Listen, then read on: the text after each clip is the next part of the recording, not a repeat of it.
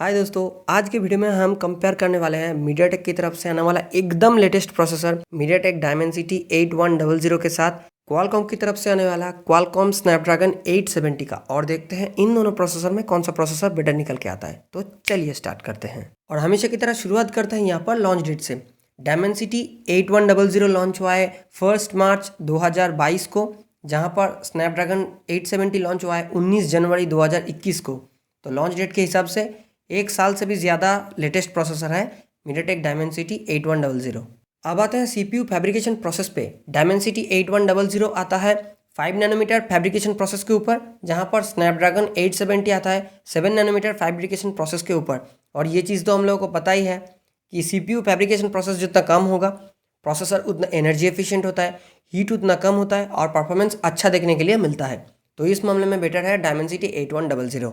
अब आते हैं सीपीयू आर्किटेक्चर एंड कोर्स पे। दोनों ही processor 64 bit octa core structure के साथ आया है। इसका मतलब क्या है? इसका मतलब है दोनों ही प्रोसेसर पे टास्क डिस्ट्रीब्यूशन और मल्टीटास्किंग के लिए 8-8 कोर दिया गया है। अब आते हैं सीपीयू क्लॉक स्पीड पे। डायमेंसिटी 8100 पे 8 कोर को 4:4 पे डिवाइड कर दिया गया है, जहां पर 4 कोर देखने के लिए मिलता है कोर्टेक्स A78 के ऊपर, जिसको क्लॉक किया गया है 2.85 गीगाहर्ट्ज के ऊपर। और बाकी का 4 कोर देखने के लिए मिलता है कोर्टेक्स A55 के ऊपर, जो कि क्लॉक किया गया है 2.0 गीगाहर्ट्ज के ऊपर। स्नैपड्रैगन 870 की बात करेंगे तो यहाँ पर 1:3:4 का ट्राई क्लस्टर आर्किटेक्चर देखने के लिए मिलता है, जहाँ पर एक कोर देखने के लिए मिलता है कोर्टेक्स A78 के ऊपर, जो कि क्लॉक किया गया है 3.0 गीगाहर्ट्ज के ऊपर। 3 कोर देखने के लिए मिलता है कोर्टेक्स A78 के ऊपर ही, मगर यहाँ पर क्लॉक स्पीड देखने के लिए मिलता है 2.6 गीगाहर्ट्ज। और बाकी का जो 4 एफिशिएंट कोर वो देखने के लिए मिलता है कोर्टेक्स A55 के ऊपर, जो कि क्लॉक किया गया है 2.0 गीगाहर्ट्ज के ऊपर। अब सीपीयू क्लॉक स्पीड के मामले में कौन सा प्रोसेसर बेटर है, ये जानने से पहले आप लोगों को ये समझना पड़ेगा कि स्नैपड्रैगन 870 पे एक कोर ज़्यादा क्लॉक स्पीड पे देखने के लिए मिलता है, जो कि 3.0 गीगाहर्ट्ज, मगर बाकी का जो 3 कोर A78 के ऊपर वो कम स्पीड पे देखने के लिए मिलता है डायमेंसिटी 8100 से, क्योंकि डायमेंसिटी 8100 पे 4 कोर देखने के लिए मिलता है कोर्टेक्स A78 के ऊपर, वो भी 2.85 गीगाहर्ट्ज के ऊपर। तो सीपीयू क्लॉक स्पीड के मामले में मीडियाटेक डायमेंसिटी 8100 बेटर प्रोसेसर है। अब आते हैं ग्राफिक्स प्रोसेसिंग यूनिट पे, यानी कि जीपीयू पे। डायमेंसिटी 8100 पे हम लोगों को देखने के लिए मिलता है आर्म माली G610MC6 जीपीयू, जो कि एक 6 कोर का जीपीयू है और जिसको बनाया गया है 5 नैनोमीटर के ऊपर, और जिसको कितने पे क्लॉक किया गया है ये ठीक से मेंशन नहीं किया गया है।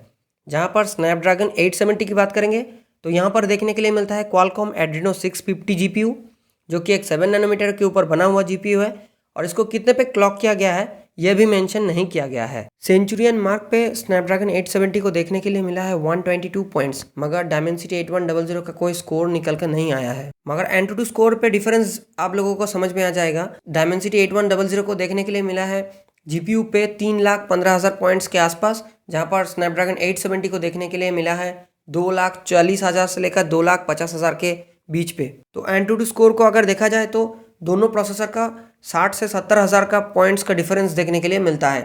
तो ग्राफिक्स प्रोसेसिंग यूनिट के मामले में डायमेंसिटी 8100 बहुत आगे निकल जाता है स्नैपड्रैगन 870 से। अब आते हैं कैमरा सपोर्ट पे। डायमेंसिटी 8100 पे ट्रिपल आईएसपी तक का सपोर्ट देखने के लिए मिलता है, जहाँ पर ट्रिपल कैमरा में 32+32+16 मेगापिक्सल, डुअल कैमरा में ये डिस्क्लोज नहीं हुआ है, और मैक्सिमम यहाँ पर 200 मेगापिक्सल तक का कैमरा का यूज किया जा सकता है। इस प्रोसेसर के साथ MFNR और ZSL का सपोर्ट देखने के लिए मिलता है। MFNR का मतलब होता है मल्टी फ्रेम नॉइज रिडक्शन, और ZSL का मतलब होता है zero shutter lag. Qualcomm Snapdragon 870 पे हम लोगों को डुअल आईएसपी तक का मैक्सिमम सपोर्ट देखने के लिए मिलता है, जहाँ पर डुअल कैमरा में 25+25 मेगापिक्सल, सिंगल कैमरा में 64 मेगापिक्सल, और मैक्सिमम 200 मेगापिक्सल तक का कैमरा का यूज किया जा सकता है।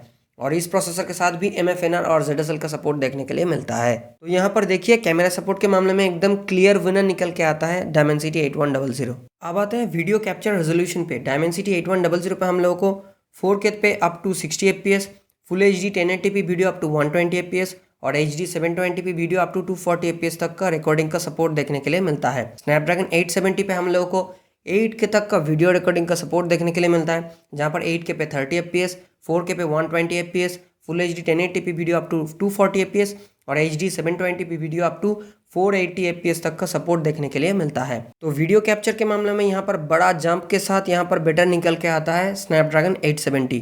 अब आते हैं मोडेम सपोर्ट पे। दोनों ही प्रोसेसर के साथ हम लोगों को 5G मोडेम का सपोर्ट देखने के लिए मिलता है, जहाँ पर Dimensity 8100 पे R16 5G मोडेम का सपोर्ट देखने के लिए मिलता है।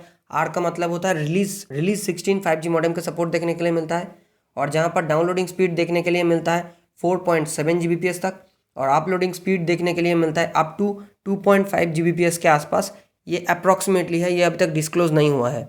स्नैपड्रैगन 860 पे हम लोगों को क्वालकॉम X55 5G मॉडेम का सपोर्ट देखने के लिए मिलता है, जहां पर डाउनलोडिंग स्पीड मैक्सिमम देखने के लिए मिलता है 7.5 Gbps तक, और अपलोड स्पीड मैक्सिमम देखने के लिए मिलता है अप टू 3 Gbps तक। तो मॉडेम सपोर्ट के मामले में भी यहाँ पर स्नैपड्रैगन 870 बेटर प्रोसेसर है। अब आते हैं और एक इम्पॉर्टेंट चीज़ जो हाई एंड प्रोसेसर पे होना चाहिए, वो है कैरियर एग्रीगेशन। Dimensity 8100 पे हम लोगों को 4G और 5G दोनों नेटवर्क पे ही कैरियर एग्रीगेशन का सपोर्ट देखने के लिए मिलता है, जहाँ पर स्नैपड्रैगन 870 पे सिर्फ और सिर्फ 4G नेटवर्क पे ही कैरियर एग्रीगेशन का सपोर्ट देखने के लिए मिलता है। अब आते हैं डिस्प्ले सपोर्ट पे। Dimensity 8100 पे हम लोगों को ऑन डिवाइस मैक्सिमम 2K तक का डिस्प्ले का सपोर्ट देखने के लिए मिलता है, जहाँ पर स्नैपड्रैगन 870 पे हम लोगों को ऑन डिवाइस मैक्सिमम 4K तक का डिस्प्ले का सपोर्ट देखने के लिए मिलता है। रिफ्रेश रेट की बात करेंगे तो यहाँ पर 2K डिस्प्ले अगर यूज़ किया जाता है तो 120 हर्ट्ज तक का रिफ्रेश रेट का सपोर्ट देखने के लिए मिलता है, और फुल HD प्लस तक का डिस्प्ले का यूज़ किया जाता है तो मैक्सिमम 168 हर्ट्ज तक का रिफ्रेश रेट का सपोर्ट देखने के लिए मिलता है। स्नैपड्रैगन 870 की बात करेंगे तो यहाँ पर 4K डिस्प्ले अगर यूज़ किया जाता है तो 60 हर्ट्ज, और क्वाड HD प्लस डिस्प्ले अगर यूज़ किया जाता है तो 144 हर्ट्ज तक का रिफ्रेश रेट का सपोर्ट देखने के लिए मिलता है। अब डिस्प्ले सपोर्ट में तो बेटर निकल के आता है स्नैपड्रैगन 870 में। अगर रिफ्रेश रेट की बात करेंगे तो एक में ज़्यादा डिस्प्ले का सपोर्ट देखने के लिए मिलता है, तो एक में ज़्यादा रिफ्रेश रेट का सपोर्ट देखने के लिए मिलता है। अब आते हैं रैम सपोर्ट पे।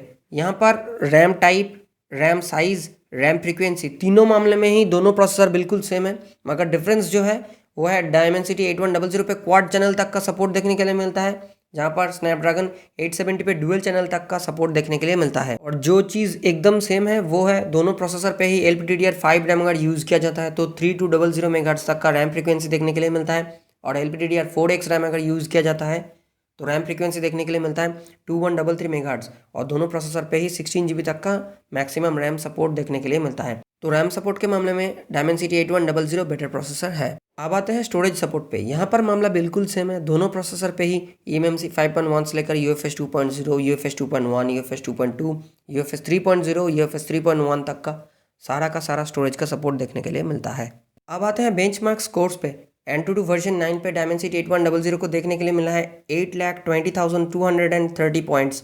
8,20,230 पॉइंट्स, जहाँ पर स्नैपड्रैगन 870 को देखने के लिए मिला है 6,79,860 पॉइंट्स, 6,79,860 पॉइंट। तो Antutu के हिसाब से 1 लाख से भी ज़्यादा पॉइंट्स के साथ बेटर निकल के आता है Dimensity 8100। अब आते हैं Geekbench स्कोर्स पे। Dimensity 8100 को सिंगल कोर पे देखने के लिए मिला है 965 पॉइंट्स, 965 पॉइंट्स, और मल्टी कोर पे देखने के लिए मिला है 4071 पॉइंट्स, 4071 पॉइंट। स्नैपड्रैगन 870 को सिंगल कोर पे देखने के लिए मिला है 1034 पॉइंट्स, 1034 पॉइंट्स, और मल्टी कोर पे देखने के लिए मिला है 3513 पॉइंट्स, 3513 पॉइंट्स। तो सिंगल कोर के मामले में यहाँ पर बेटर निकल के आता है स्नैपड्रैगन 870, मल्टी कोर के मामले में बेटर निकल के आता है Dimensity 8100। अब आते हैं साइड बाय साइड कंपैरिजन पे, कौन सा प्रोसेसर कौन सा डिपार्टमेंट पे बेटर परफॉर्म किया। शुरुआत करते हैं यहाँ पर Dimensity 8100 से। ये एक लेटेस्ट प्रोसेसर है। यहाँ पर CPU फैब्रिकेशन प्रोसेस कम देखने के लिए मिलता है, यहाँ पर CPU बेटर देखने के लिए मिलता है, यहाँ पर GPU बेटर देखने के लिए मिलता है, यहाँ पर कैमरा सपोर्ट बेटर देखने के लिए मिलता है, और यहाँ पर 5G नेटवर्क पे कैरियर एग्रीगेशन का सपोर्ट देखने के लिए मिलता है। और रैम सपोर्ट के मामले में स्लाइटली बेटर है Dimensity 8100। स्नैपड्रैगन 870 की बात करेंगे तो यहाँ पर वीडियो कैप्चर एंड रेजोल्यूशन के मामले में बेटर है, क्योंकि यहाँ पर 8K तक का वीडियो रिकॉर्डिंग का सपोर्ट देखने के लिए मिलता है। यहाँ पर डिस्प्ले सपोर्ट बेटर है, यहाँ पर 4K तक का डिस्प्ले का सपोर्ट देखने के लिए मिलता है, और यहाँ पर मोडेम सपोर्ट बेटर देखने के लिए मिलता है। मोडेम सपोर्ट मतलब होता है यहाँ पर सिर्फ और सिर्फ अपलोडिंग स्पीड और डाउनलोडिंग स्पीड बेटर देखने के लिए मिलता है। तो ओवरऑल पे अगर देखा जाए तो आज का बैटल का रियल विनर निकल के आता है MediaTek Dimensity 8100। अब ये तो हो गया ऑन पेपर स्पेसिफिकेशंस, कौन सा फ़ोन पे ये प्रोसेसर देखने के लिए मिलेगा, यही है मुद्दे की बात। Dimensity 8100 हम लोगों को देखने के लिए मिलेगा Realme GT Neo 3 पे, Redmi K50 सीरीज़ का एक फ़ोन पे, OnePlus का 10R पे शायद ये प्रोसेसर हम लोगों को देखने के लिए मिल सकता है, और भी बहुत सारा ब्रांड्स का इस प्रोसेसर के साथ फ़ोन आने वाला है। स्नैपड्रैगन 870 हम लोगों को बहुत सारा फ़ोन पे देखने के लिए मिला है और भी देखने के लिए मिलेगा। स्नैपड्रैगन 870 हम लोगों को देखने के लिए मिला है iQOO 7 पे, Mi 11i पे, Realme GT Neo 2 पे, OnePlus 9R पे, Vivo X60 पे और भी बहुत सारा फ़ोन्स पे। और आप लोग कमेंट करके बताएं कि कौन सा प्रोसेसर के साथ कौन सा प्रोसेसर का कंपैरिजन देखना चाहते हैं। और वीडियो पसंद आता है लाइक कर देना, चैनल पे नहीं तो सब्सक्राइब कर लेना चैनल को।